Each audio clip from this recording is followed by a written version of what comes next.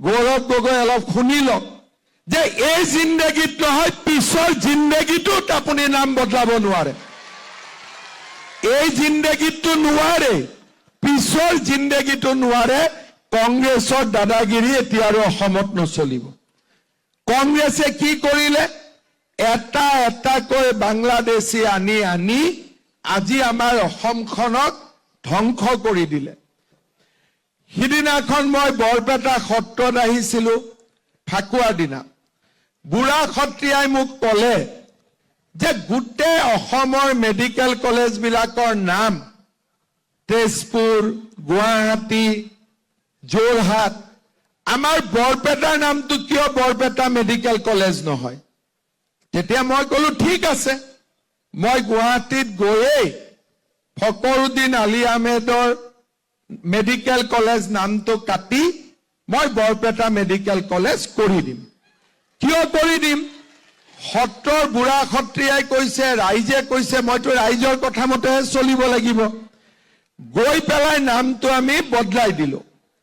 কালি কংগ্ৰেছৰ সভাপতি গৌৰৱ গগৈ ক'ত মিটিং কৰিছে? মন্দিয়াত। এইবিলাক জেগাততো কৰিব নোৱাৰে।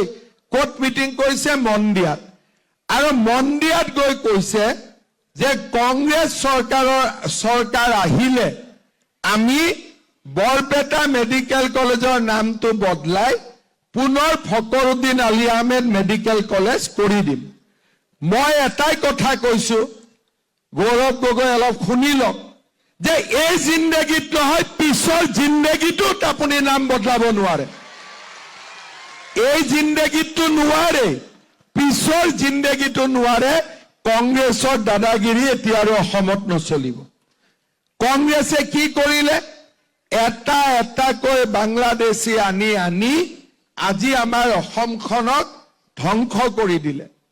আৰু লাহে লাহে আমিও ভাবিলো যি হৈছে হ'ব, কিন্তু যোৱা 5 বছৰত আমি অসমৰ মানুহক দেখুৱাই দিছো যে এতিয়াও আমাৰ শৰীৰত তেজ নোহোৱা হোৱা নাই।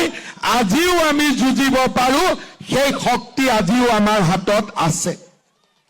আৰু সেইকাৰণে মই গৌৰৱ গগৈক ক'ব খুজিছো, আপুনি মন্দিয়াত যি গৈ হুলস্থুল কৰে কৰক, বাগবৰত গৈ যি হুলস্থুল কৰে কৰক, কিন্তু বৰপেটা মেডিকেল কলেজৰ নাম আৰু এই জীৱনত আৰু বদলিব নোৱাৰিব। Barpeta medical college Barpeta medical কলেজে থাকিব।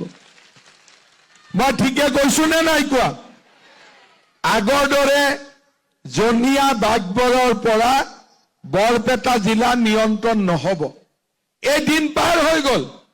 এতিয়া বৰপেটা জিলা নিয়ন্ত্ৰণ হব বৰপেটাৰ পৰা, সৰ্থেবাৰীৰ পৰা, বহৰীৰ পৰা। আমি বৰপেটা জিলাক নিয়ন্ত্ৰণ কৰিম। আগৰ দিন এতিয়া পাৰ হৈ গল। এইবিলাক কথা নহব। মই কংগ্ৰেছ পাৰ্টিৰ মানুহবিলাককো কম যে অসমীয়া মানুহক ৰঙা চকু দেখুৱাৰ দিন এতিয়া পাৰ হৈ গল। কোনোবাই যদি অসমীয়া মানুহক ৰঙা চকু দেখুৱাই তাৰ চকু কাঢ়ি অনা হ'ব, কিন্তু আমি আৰু ৰঙা চকু সহ্য নকৰো।